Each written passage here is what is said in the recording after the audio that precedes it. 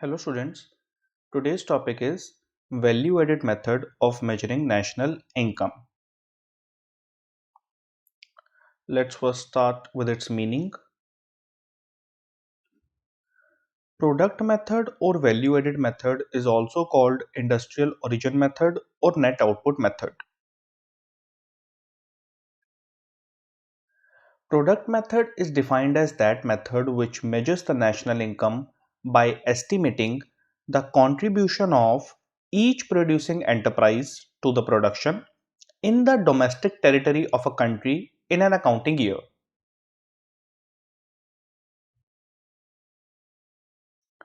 Now let's see the steps of calculating national income using the value added method. Step 1. Identify all the producing units in the domestic economy and classify them into three heads, that is primary sector, secondary sector and tertiary sector. तो पहला step ये है domestic economy. अगर मैं domestic economy assume कर रहा हूं यहाँ पर इंडिया, ओके तो इंडिया में जितनी भी प्रोड्यूसिंग यूनिट्स हैं उनको आइडेंटिफाई करना है और उनको तीन भागों में डिवाइड कर देना है, primary sector, secondary sector and tertiary sector. Primary sector मतलब हो गया हमारा एग्रीकल्चरल सेक्टर, सेकेंडरी सेक्टर होता है मैन्युफैक्चरिंग सेक्टर और टर्शरी सेक्टर होता है service sector. Step 2. Estimate gross value added of each industrial sector by summing up gross value added of all the producing units falling in each industrial sector. अब second step क्या है? Second step है कि जितने भी industrial sectors हैं, मतलब जो तीनों इंडस्ट्रियल सेक्टर्स हैं, प्राइमरी, सेकेंडरी और टर्शरी, इन तीनों का आपको ग्रॉस वैल्यू एडिड कैलकुलेट करना है. और कैसे होगा?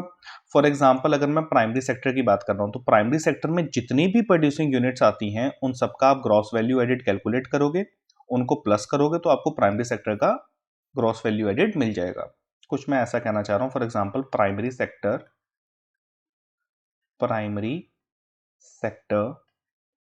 and let's suppose primary sector includes firm A, firm B and firm C. So there are three producing units under the primary sector. तो हमें क्या करना है? हमें फॉर्म A का ग्रॉस वैल्यू एडिड कैलकुलेट करना है, फॉर्म B का ग्रॉस वैल्यू एडिड कैलकुलेट करना है और फॉर्म C का ग्रॉस वैल्यू एडिड कैलकुलेट करना है. उसके बाद हम क्या करेंगे? इन तीनों के ग्रॉस वैल्यू एडिड को प्लस करेंगे तो हमें मिल जाएगा gross value added of the primary sector. तो हमें मिल जाएगा gross value added of the primary sector. और ग्रॉस वैल्यू एडिड का फॉर्मूला क्या है? हम इसको लिखते कैसे हैं? GVA at MP. तो हम इसको बोलेंगे gross value added at market price. Gross value added at market price. It is equal to the value of output minus value of input. ठीक है, तो ग्रॉस वैल्यू एडिड का फॉर्मूला क्या होता है? Value of output minus value of input. Output और input का मतलब आपको पता ही होना चाहिए. इनपुट हो गया जैसे कि लेबर, रॉ मटेरियल, ठीक है, तो ये जितनी भी चीजें हैं ये इनपुट है और आउटपुट जो उससे फिर हमने प्रोड्यूस किया दैट इज आउटपुट. ठीक है, तो सेकंड स्टेप है कि जो तीनों इंडस्ट्रियल सेक्टर्स हैं, प्राइमरी, सेकेंडरी और टर्शरी, इन तीनों का आपको ग्रॉस वैल्यू एडिड कैलकुलेट करना है. Clear? Then let's come on to the third step. Sum up gross value added of each industrial sector to obtain the gross domestic product. तो third step है GDP आपको calculate करना है. वो आप कैसे करोगे? जीडीपी कैलकुलेट होगा GDP at MP, gross domestic product at market price. ये कैसे कैलकुलेट होगा? GVA at MP of primary sector plus GVA at MP of secondary sector plus GVA at MP of tertiary sector. तो इन तीनों sectors का जब आप gross value added plus करोगे तो आपको मिल जाएगा gross domestic product at market price.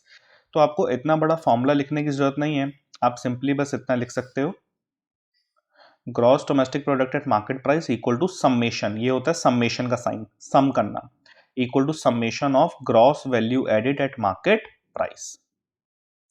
ठीक है. नेक्स्ट स्टेप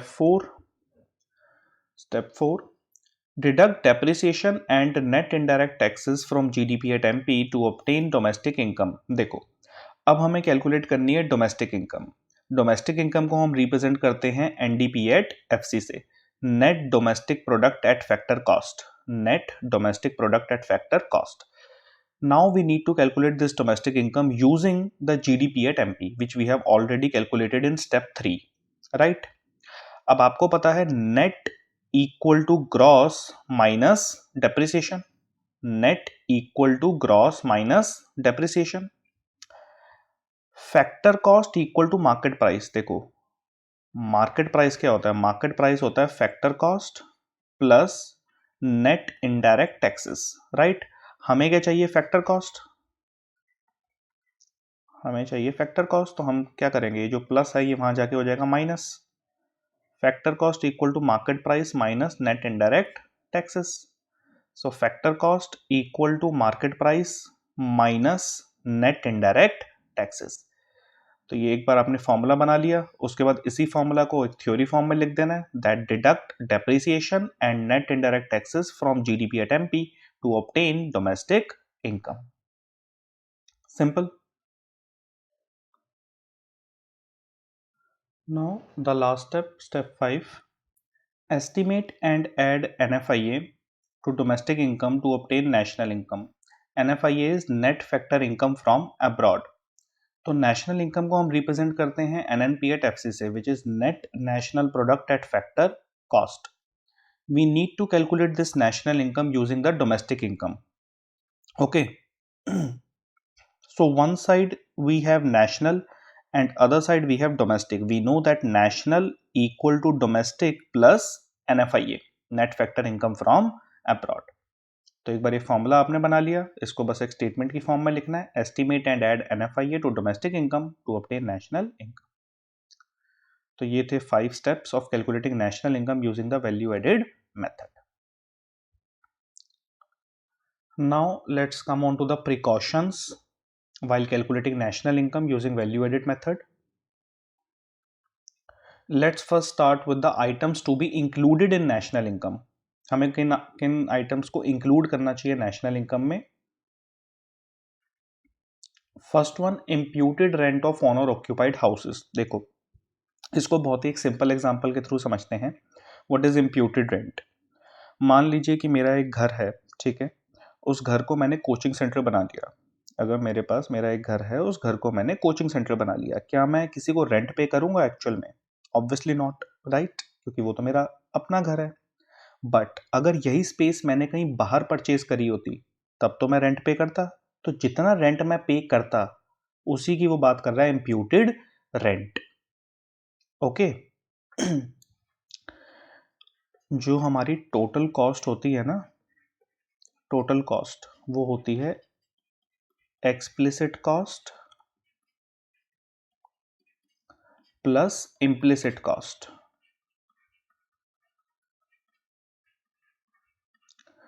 अकाउंटेंट्स जो होते हैं वो सिर्फ एक्सप्लिसिट कॉस्ट को कंसिडर करते हैं। Explicit cost which can be measured in monetary terms. For example, labour को जो हमने वेजेस पे करी, या फिर रॉ मटेरियल के जो चार्जेस थे, या फिर electricity charges, so which you can measure in monetary terms, that is explicit cost. तो अकाउंटेंट सिर्फ एक्सप्लिसिट कॉस्ट को कंसिडर करते हैं। बट अगर मैं इकोनॉमिस्ट की बात करूं, इकोनॉमिस्ट एक्सप्लिसिट कॉस्ट को भी कंसिडर करते हैं और इम्प्लिसिट कॉस्ट को भी कंसिडर करते हैं। इम्प्लिसिट कॉस्ट जैसे, अब जैसे यही था इम्प्यूटेड रेंट, कि अगर मैंने अपने घर को कोचिंग सेंटर बना लिया, मैं किसी को एक्चुअल में रेंट पे मैंने नहीं किया है, बट अगर यही स्पेस मैंने कहीं बाहर परचेज करी होती, तब तो मैं रेंट पे करता। तो जितना मैं रेंट पे करता उसकी इम्प्यूटेड वैल्यू, ठीक है, दैट तो वो होता है imputed rent of owner occupied houses, and that will be included in national income. Clear? Next one, imputed value of goods and services produced for self consumption. अब अगेन यहाँ पर भी वही मतलब है कि अगर कोई गुड्स या सर्विस प्रोड्यूस किए गए सेल्फ कंजम्पशन के लिए, कि प्रोड्यूसर ने वो गुड्स या सर्विसेज प्रोड्यूस किया और उसे खुद ही कंज्यूम कर लिया, उसकी इम्प्यूटेड वैल्यू। इम्प्यूटेड वैल्यू मतलब कि अगर उसने खुद कंज्यूम ना करके मार्केट में जाके सेल किया होता, मार्केट में जाके सेल किए होते वो गुड्स या सर्विसेज, तो जितने में सेल होते वो value that imputed value will be included in national income. Actual में उसने क्या किया, उसने प्रोड्यूस किया और उसने खुद ही कंज्यूम कर लिया, बट अगर उसने खुद कंज्यूम ना करके मार्केट में जाके सेल किया होता प्रोडक्ट, तो जितने में वो सेल होता, that is it's imputed value, so that will be counted, that will be included in national income. Next point, only value added and not the value of output by production unit should be included, that is avoid double counting. आपको याद होगा हमने gross value added का formula किया था. Value added का formula होता है value of output minus value of input. Okay, तो ये होता है वैल्यू एडेड का फॉर्मूला. अब यहाँ पे वो ये कह रहा है दैट हम वैल्यू एडेड को कंसिडर करेंगे, वैल्यू ऑफ आउटपुट को सीधा कंसिडर नहीं करेंगे. हम पहले आउटपुट की वैल्यू से इनपुट की वैल्यू को माइनस करेंगे, उसके बाद जो हमारे पास आएगा that is value added, that will be counted in national, that will be included in national income to avoid the double counting. ठीक है.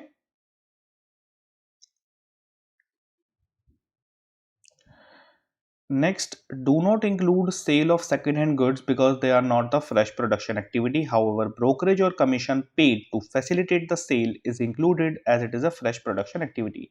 सेकेंड हैंड गुड्स का जो भी सेल या परचेज होगा उसको हम नेशनल इनकम में काउंट नहीं करेंगे, बिकॉज जिस ईयर में एक्चुअल में उसकी प्रोडक्शन हुई थी उस ईयर की नेशनल इनकम में वो ऑलरेडी एक बार काउंट हो गया है, तो दोबारा से हम उसे काउंट नहीं करेंगे.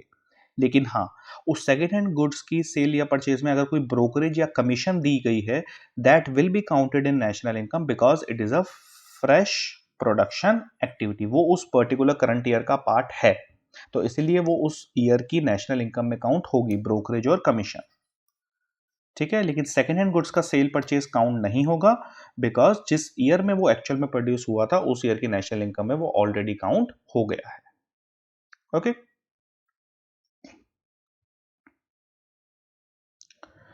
Next, start with the items to be excluded. किन आइटम्स को हमें एक्सक्लूड करना है नेशनल इनकम कैलकुलेट करते वक्त. So the first point is sales and purchase of second hand goods. Sale and purchase of second hand goods, okay, they are not a part of the production of a current year. देख अभी अभी जैसे मैंने आपको बताया कि second hand goods का sale या परचेज हम काउंट नहीं करते because they are not a part of the production of current year. Moreover their value had already been included in the national income of the year in which they were produce. तो जिस year में वो actual में produce हुए थे उस year की national income में हम उसे ऑलरेडी एक बार इंक्लूड कर चुके हैं. However, if the transaction has been made through a broker, his commission or brokerage should be included as it is a fresh production activity. लेकिन अगर ये ट्रांजैक्शन किसी ब्रोकर के थ्रू हुई है तो उस ब्रोकर को जो भी हमने कमीशन या ब्रोकरेज पे की है that will be included in national income because it is a fresh production activity. Clear.